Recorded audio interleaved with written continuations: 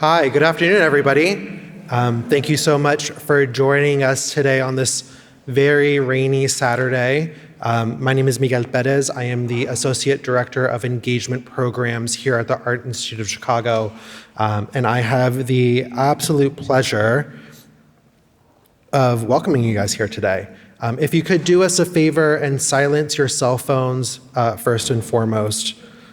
This afternoon, we have the immense pleasure of hearing from Robyn Farrell, Associate Curator of Modern and Contemporary Art here at the Art Institute. Organized by the Royal Academy of Arts London, Robyn coordinated and presented this exhibition here in Chicago for us. Since joining the department in 2013, Robyn has served on the curatorial teams for exhibitions including Kara Walker, Rise Up, Ye Mighty Race, Andy Warhol, From A to B and Back Again, and Thinking of You, I Mean Me, I Mean You. She has also organized projects with Andrea Fraser, Rodney McMillan, Martin Sims, Colleen Smith, Greg Broderwitz, and many more. Now please welcome Robyn to our stage.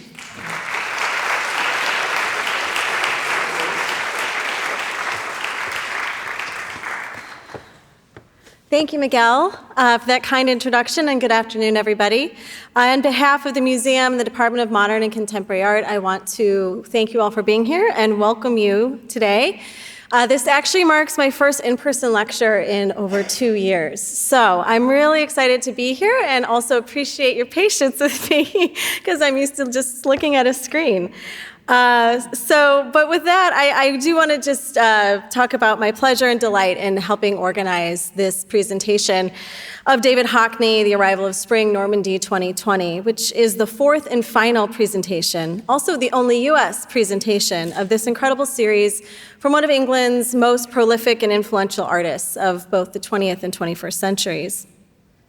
I'm thrilled and honored to share these exuberant paintings with you and to contextualize his work within the broader 6-decade-long practice.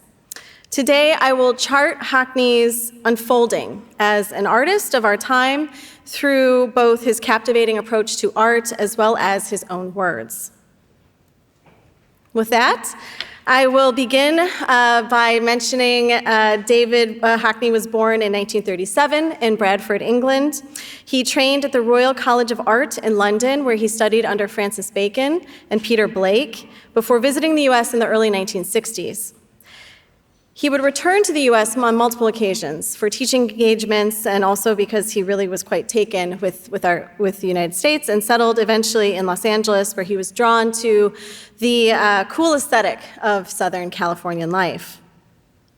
From painting and printmaking to photography and video and even stage sets for opera and ballet, Hockney's work is based on the simple point that all art is based on technology. And it is this interest in and affection for innovation that emerges again and again throughout his career. So, California served as the site of and inspiration for some of his most well-known and celebrated works. As you can see, 2 examples here, we have the stylized depictions of swimming pools, intimate portraits, and verdant landscapes that were influenced by mid-century architecture and the bright, even light of the West Coast sun. And one of the most, I think, well-known works, A Bigger Splash, was painted between April and June of 1967, when Hockney was actually teaching at Berkeley. And this is quite a remarkable example of his exploration of the effects of photography on painting. The image is inspired in part by a photograph that he found in a book on the subject of building swimming pools. And the background emerged from a drawing that he made based on a California building.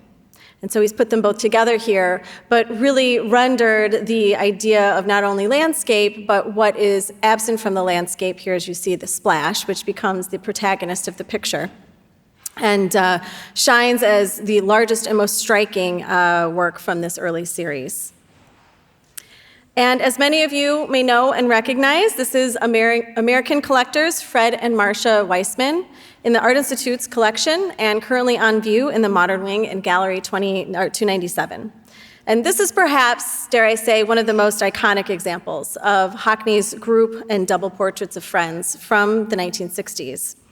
The large painting depicts the contemporary art couple, collectors Fred and Marcia Weissman, at their home in the sculpture garden of their home in Los Angeles. As Hockney has said, quote, "The portrait wasn't just in the faces, it was in the whole setting," end quote. As relentlessly stiff and still as the objects that surround them, so is the couple that's standing apart.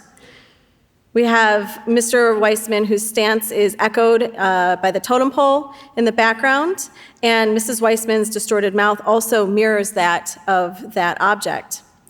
Mr. Weissman's hand is clenched so tightly it seems as though he's actually squeezing paint out of his hand, which you may not see here, but in the galleries you'll notice that Hockney actually left those drips of paint on the surface.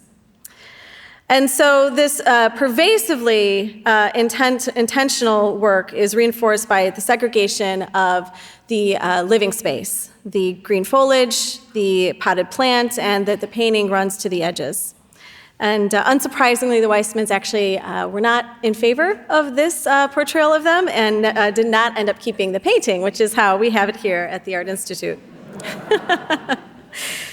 But this is one of 78 works in our collection. We began collecting work by David Hockney in 1964, and this spans departments of modern and contemporary art, photography and media, and prints and drawings. Another work that might look familiar to you, this is the Blue Guitar.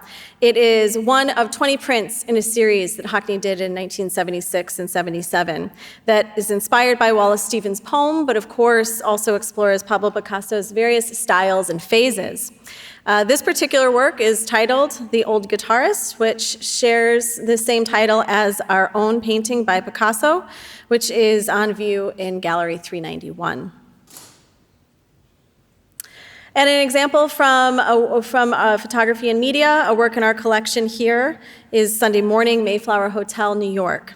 And although Hockney had experimented with photography as a means of process in his work, it wasn't until 1970 that he began to actually make photographs.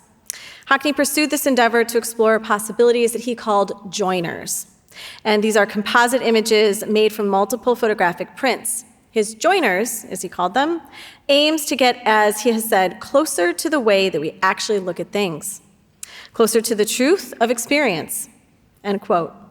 So these eschew the single point perspective of a traditional photograph, and the magic of this is that an image contains an accumulation of individual perspectives and not just one moment of time. Here, the artist depicts himself by taking a photograph in bed at the hotel. The act of taking his own image facing the mirror, you see him surrounded by newspapers, brochures, cigarettes, and furnishings from his hotel room. So the self-portrait shows one particular morning, but as a duration instead of just one period of time. Now, despite the aesthetic difference between this work, this photo collage, and the paintings that are currently on the modern wing, they actually carry a lot of similarities. And what that is a career-long dedication by Hockney to time and place, and his acute sense of perception, which you will see, and I will talk about as we go on. As Hockney told The New Yorker earlier this year, in January, quote, "I've always followed printing. I've always been interested in it, and I've always known that pictures get known by being reproduced. But they've also got to be memorable. You need memorable pictures, and I've painted quite a few of memorable pictures, haven't I?" End quote. So the 1980s. The 1980s and the decades that followed ushered in a plethora of opportunities by which Hockney could render, reproduce, and repeat, all very important nodes in his practice. He began with the photocopy machine almost 40 years ago, finding favor with this because of the ease and the autonomy that the machine provided. And to quote him again, "I can work by myself. Indeed, you virtually have to work by yourself. There's nothing for anyone else to do. And I can work with great speed and responsiveness. In fact, this is the closest I've ever come in printing to what it's like to paint. I can put something down, evaluate it, alter it, revise it, all in a matter of seconds, end quote. So this is in comparison to printmaking, of course, where he would have to work with a studio or go through multiple layers to produce an image, whereas he actually quite liked the opportunity to do something all by himself. Here's an image of Hockney in 1989, and I'm using this to talk about what would be a really forward-thinking idea, something that's very universal to us now. But back in the late 80s, Hockney turned from the photocopier to the fax machine. At first, he sent facsimiles to friends only, but in an early version of what we would call remote work, he participated in the 1989 Sao Paulo Biennial in Brazil via fax machine. This stemmed from partially his frustration with collectors that were unwilling to loan new works of his after his 1988 retrospective. And although the project encountered technical difficulties because actually Brazil was unable to receive all of his faxes, he persisted nonetheless. And he started sending these works to and from Los Angeles hotels. And he collected all the prints and sent one of his assistants down to Brazil to deliver them. And that is how he took part of that exhibition. Not only was Hockney enamored with the fax as a means of printing, but it also increased the distribution and accessibility. Quote, "I love the idea that I can send pictures out to people, and the pictures aren't worth anything materially because you dematerialize them to be sent. The only thing they do is bring pleasure to the eye and the mind, and that deeply appeals to the bohemian side of my artistic nature," end quote. So while using faxes, Hockney tailored his output for the capabilities of this particular medium. So initially, he created single-page works that were, used and sent out into the world.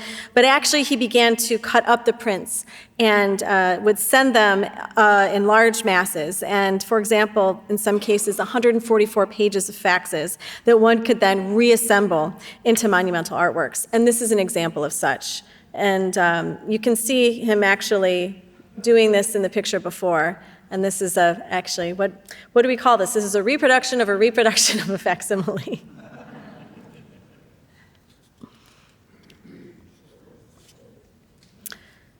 Moving forward to 2005, this work, A Closer Winter Tunnel, February-March, actually looks a little familiar as you sort of see the fragmented nature of the work. It's both a link to the artist's experiments of the past and a marker of his growing desire to record the bucolic settings that surrounded him. And this was an endeavor that he took up when he returned to Yorkshire in 2005. So the six-part painting was part of the artist's first multiple canvas works. And the result was a hybrid practice that shifted between both the studio and the landscape. This work was painted outside, with Hockney moving from one canvas to another, so a very physical interaction that included assembling the units together to see the overall effect as a very large picture.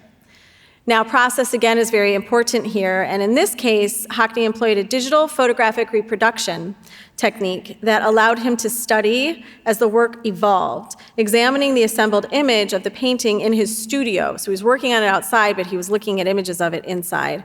And so prior to the day's work, he would actually see where he left off and be able to prepare himself for the following day. And Hockney's outdoor turn continued in 2010, but with a moving image component. The images you see here are stills, so this is actually a video that is 18-screen work, a recording of the grounds of Woldgate Woods.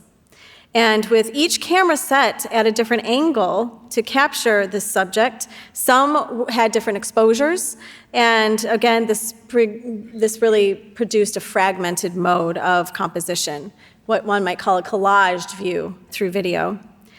And in some cases, the images were filmed just a few seconds apart. And so the result here is the viewer looking simultaneously at two different positions, which is sort of what you see here to the left and the right. And so the moving collage was a newly engineered way of sight and presents new meaning by the artist, and really was created only through a host of equipment, but always through Hockney's eye and by his hand.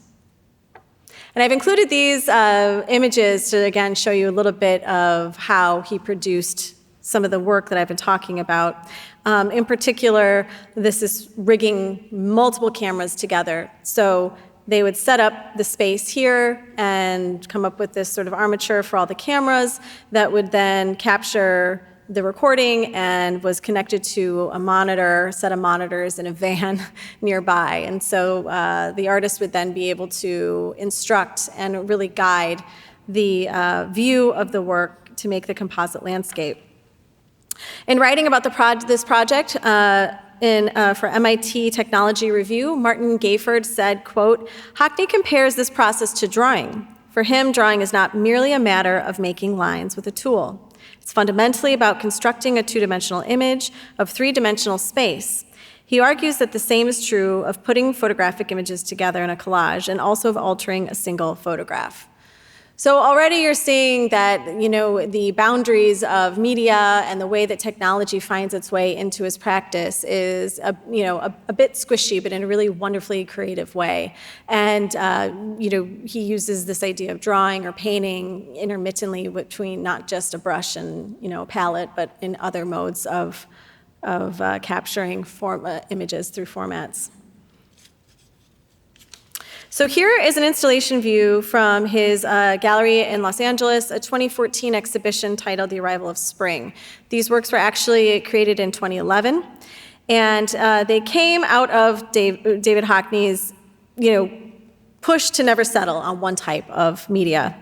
And because of that, he experimented in the 2010s, around the same time we were just looking at those composite videos, with devices of a smaller scale. In 2007, he purchased the first iPhone and began drawing within the device on the Brushes app. And a few years later, he secured the first generation iPad and quickly adapted to the screen that was now increased in size from that of his phone. He continued to use the Brushes app, which, as you may or may not know, is you engage it by dragging your finger across the surface, and you can simulate drawing or painting. You take, picking colors and various textures.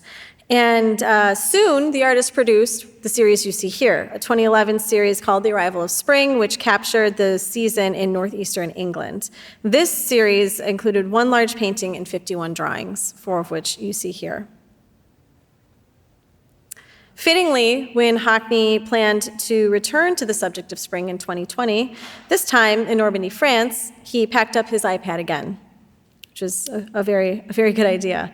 Now he had even more digital tools at his disposal. So there were more brushes, there were more textures, more colors, and more layers that allowed him to work in a very dynamic manner.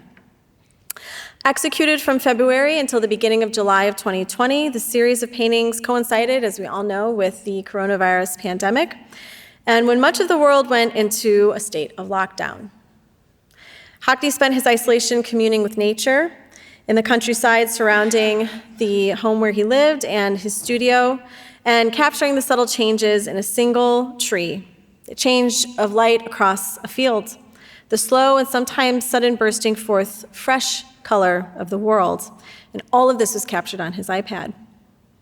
In contrast to the withdrawal, isolation, and loss that so many experienced, Hockney's paintings are really a celebration of the natural world. And it reminds us, as he does himself in one of his often repeated phrases, that one must love life. And here's an installation view of the galleries, and you can already kind of see the differences in details as you drag your eye across the screen. And of course, it's even more impressive when you view it in person. And as you can see here, as you will see in the galleries if you haven't already, Hockney's images really pop from the walls. His understanding of color is remarkable. The color of the wall was his specific choice, and it creates this relationship of contrast, but one that is really complementary to the works on view. And really, once you're in the galleries, you're transported to an enchanting space of the French countryside. But I've talked a lot about technology, but what exactly are iPad paintings? And this question has come up a lot in the last couple of weeks. They are not screens and they are not canvases. I'll go back. Instead, these images, which she has called drawings, but in this case are referring to as paintings, they were rendered on his iPad, printed, and framed. And this is the way you see them in the gallery today. And about 2 weeks after beginning the project in 2020, Hockney began to understand what the process would be. And so he would make these works outside on the grounds of the Normandy estate that he was staying at, and then he would print them. And this is a way, again, as we've talked about, for him to sort of have this hybrid working where he would be outside but use the studio to really keenly examine an image. And often what he would do is he would go back and rework the paintings and really decide when they were finished. And the difference of scale really didn't seem to bother him much because he had had a lot of practice up to this point of differences of, scale, and it was no problem at all for him to go from, rendering on this size or less of a size piece of paper to 4 times the size of an iPad, which is really the largest size of the works on view in the galleries. Like his earlier facsimiles, these images were first shown through electronic distribution. The paintings originally existed digitally and were circulated in this format to friends. He would email them around. Hockney recalled, quote, "I kept sending the iPad images out to about 25 people, partly because you can. And I think if you can, you should. You should share them as part of a sequence. Most people thought they were getting the one I'd done the day before, but they were from 5 days back. Because sometimes I was still working on them, and some were more recent. You can tidy things up, alter them, still be drawing on them if you like, and I began sending them out after I'd done about 6. Then they got them every day," end quote. Like most of his landscape work from the previous 2 decades, Hockney's process began outside, where he spent days scrutinizing and recording the subtle daily changes of plant life, of light, as spring emerged and took hold of all of its drama and glory. The artist told Edith Devaney, the curator of this exhibition at the Royal Academy and now director of David Hockney Studio and Foundation, quote, "I don't have to leave this place. There are 4 acres of land with this little dwarf's house," which I think all of you can see here. Little 7 dwarfs house. So he's referring to the, Snow White reference. In the middle, and a little river near the bottom. Just hedges on either side, rather big trees at the top by the road, and I've never left it much at all. I have absolutely everything I need. And this is one of my favorite images. It's one of the first. It's one of the first images in his book, which is the size of an iPad and available in the shop.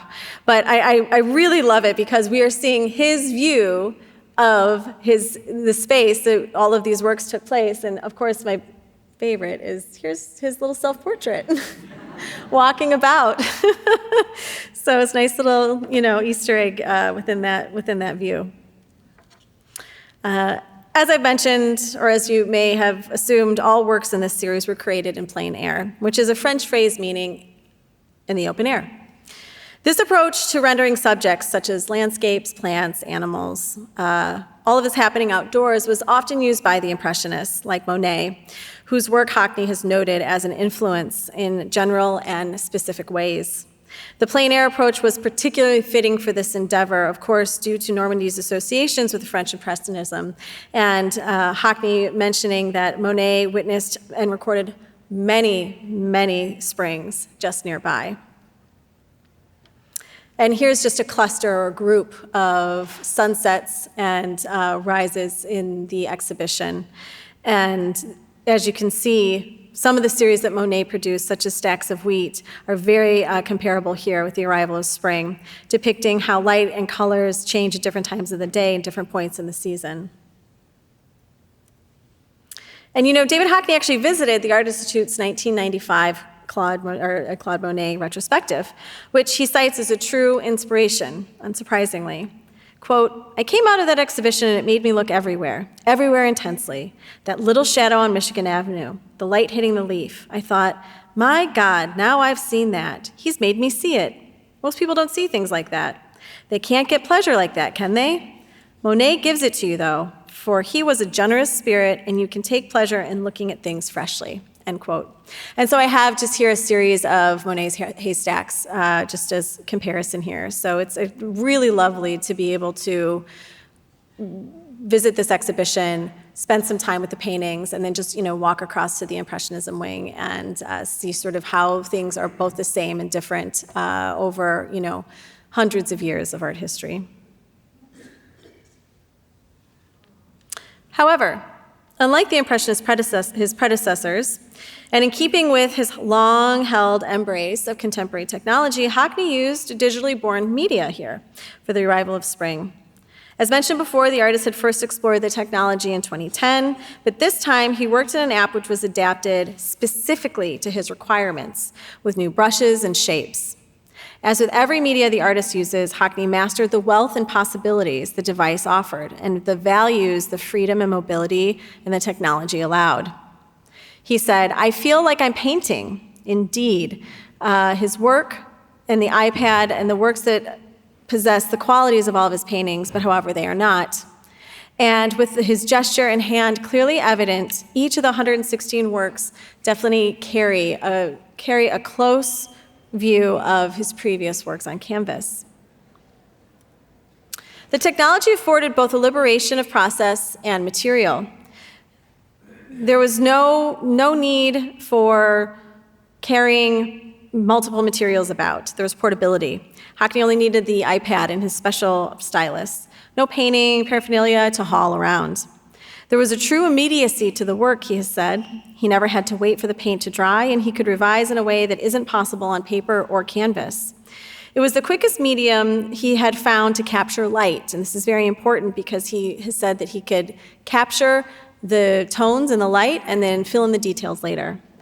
He could also work at night. This is something that he could do for the very first time because he had a backlit screen, so there was no need for an additional light source.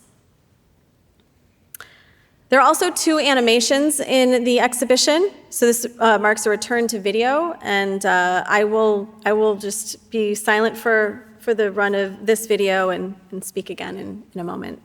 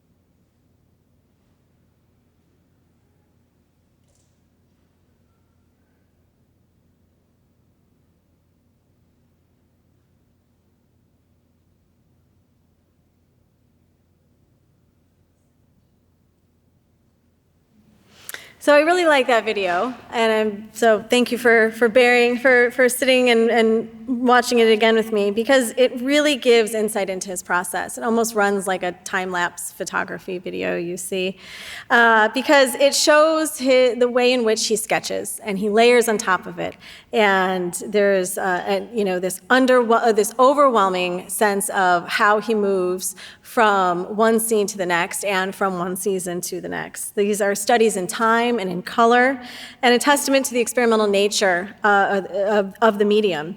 And the image you see on screen here are stills, the paintings that are in the exhibition. And so you actually, the animation you just saw is, an amalgamation of these works here.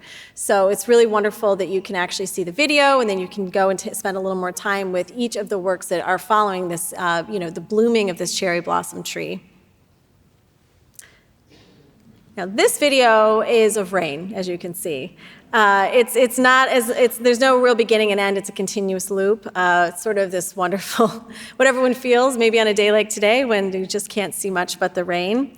But it's another important note here because of duration. We talked about time, thinking back to the photo collage from the early '80s, where Hockney is sharing a particular view with you that is not to just be a static moment, but really sort of this durational period of time. And then inside the exhibition, there are many other examples of how he handled rain. Here is one from May 2020. There is Mr. Hockney in his studio in Normandy. And I, want to mention that this series, as with each of his bodies of work in his very accomplished practice, probes the effects of lens-based formats. I hope that's something you've taken away here. The various ways that lens-based formats affect painting, and the manifold ways one can see an image or a place.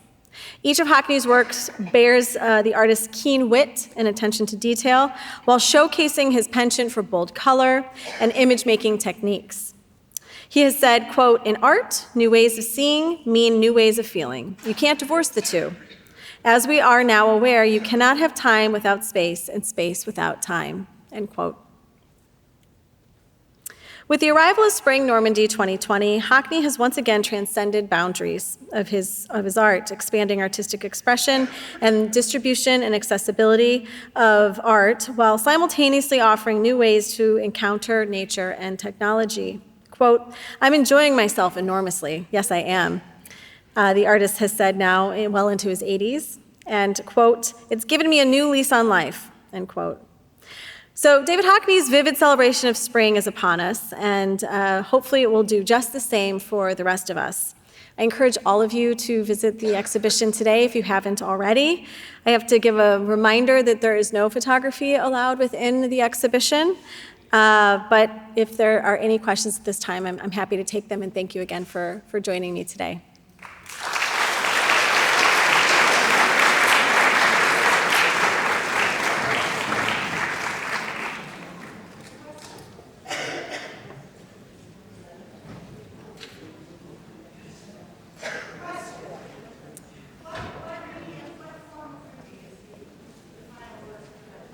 So he works with 12? Oh, right, sorry. See, I told you, this is my first in-person lecture in a long time. He prints with 12 different types of ink. I don't know the exact type of ink, but I know that it is a type of ink that the studio has experimented and worked with for decades, and it's basically archival, and it is something that will last for many, many, many, many years. So he has a specific printer that prints those 12 inks, and then it's printed on dye bond paper and then framed. Sure.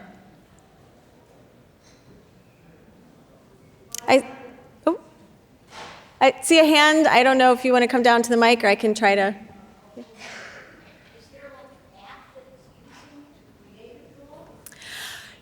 So there's a Brushes app. If you have any Apple products, there's a Brushes app, and so he was using the general app up until recently, and then he has a further developed app that is more specific to his needs. So this particular series ushered in an opportunity for him to work within this app that is specifically designed for the way that he works in the iPad.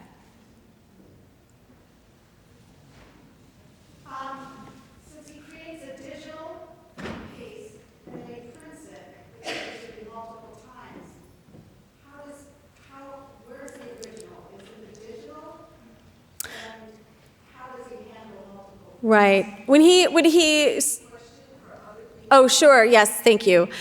So the question was, if it exists as a digital file, right, and then he prints it, which is the original. And I would say that, and I think I said this in my talk, but just to clarify that he was sending these images only to trusted friends and family that, were not to circulate it. So that's, I think, an important note. And so those works exist as they exist, and they are what they are as a file. So they're separate from the paintings that you see installed in the work. I think what really differentiates them is all 116 works together are the arrival of spring, right? Whereas one work that was sent to a friend in real time in 2020 is just one image. So that's how I would differentiate the two. Yes, there's a question over here.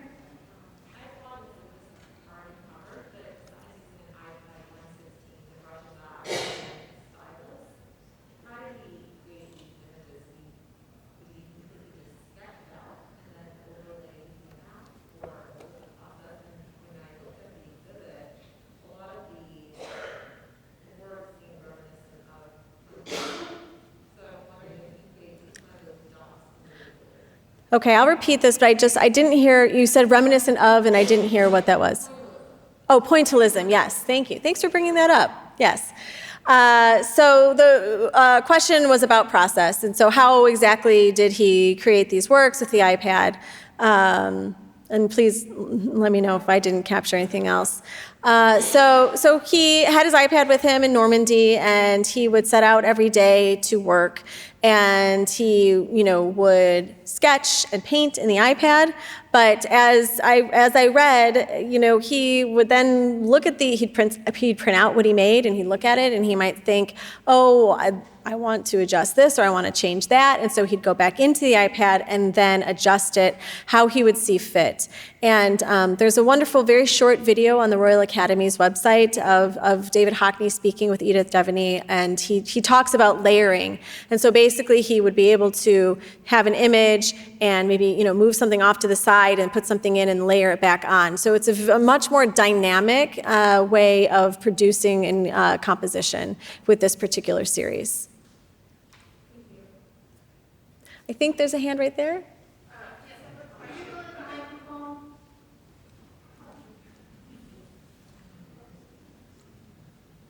I have a question on the actual exhibit. Did he require the paint color on the background and also the arrangement of the images? That's one question. Second question is, you said he printed on paper. What covers the paper to protect it? Is there anything that was some kind of protection? The frameworks are unglazed, which means there's no glass or plexi in front of them, which simultaneously, yes, opens them up to, hopefully not fingers, because we have stanchions and guards to keep people from touching the artwork. But it is, I think, the reason why these images are so vibrant and so electrifying in the space. Yes, the color came from David Hockney. So again, this is the fourth presentation of the work. Before it was in London, Brussels, and Istanbul. And a color very similar to this was carried out in each venue. So the Royal Academy originated this color that was chosen by David Hockney, and we did our best to match it. And we were in constant conversation with the artist and with the artist studio to ensure that the Benjamin Moore type that we put together was exactly what was to his liking. And we had a designer, we had a design team, many curatorial meetings where we transformed one of our collection galleries into an exhibition space, 289 on the second floor of the Modern Wing, for this show. And the space we had was very, very different than the Royal Academy and the other two venues.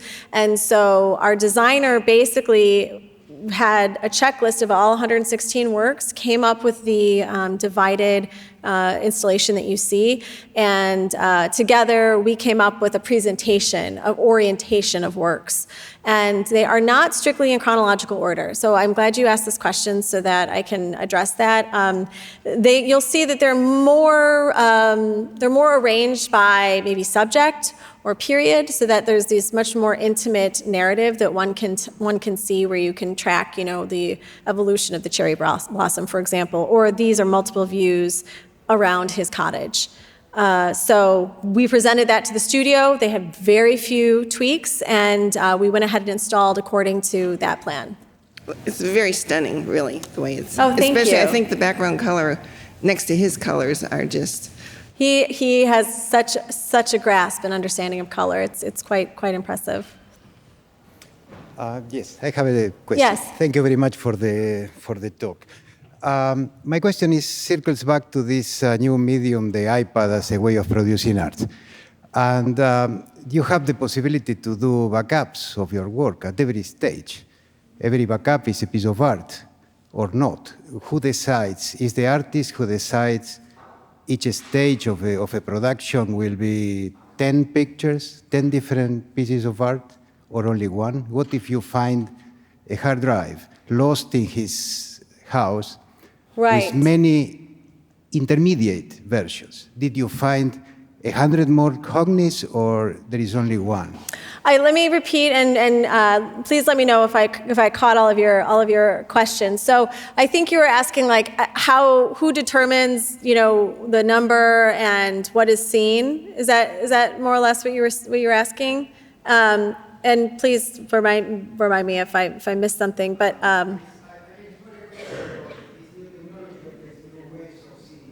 right. Right. Right. Right. Right. Right. You can see multiple stages, right. So I'll say that, the artist determines what is seen and what is shared. This is why I think the video is so special, because we see so much insight into how he came about the cherry blossom images. As you were saying, it's not just a picture of a tree. We see multiple of them. So this is why I think the video is so special. And I think this is what's so special about the series, because you'll see there are examples of, a tree that looks maybe the one next to it might be a little bit more, might be different. And he talks himself about how, I can't remember, I didn't include the quote here, but he has talked about the fact that he looks at the series and he sees it as he worked more, they got better. So I don't necessarily share the opinion. I think they're all great, but I think that it's really wonderful though to see how he developed and how he evolved. And I think that's really what he wanted us to see, and that is part of that is part of the artwork, is seeing all of those stages and all of those views for him. Mm-hmm. Yes. Hey, thanks for the wonderful talk, first of all. So this is the only U.S. museum showing the work. Yes. So I'm curious if how it came to be at the Art Institute and not other places. Was it because of the Impressionists, like the echoes with the other works in our collection, because of the collection that we have of his already? There's already a strong relationship. Just how did it come to be here? Sometimes, so when an exhibition travels, lots of different factors come into play. The Royal Academy contacted us for all the reasons you mentioned. We have a very, very strong Impressionist collection. We have a wonderful series, an entire, almost room of Monets.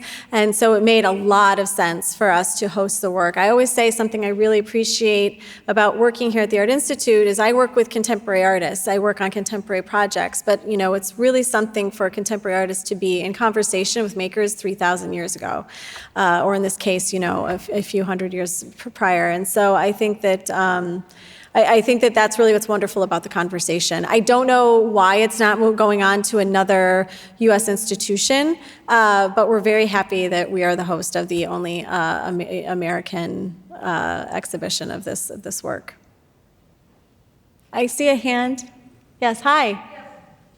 Has he talked about why he chooses to go from the iPad to a printed format rather than letting them be exhibited on iPad? I don't have a definitive answer for you, but what I can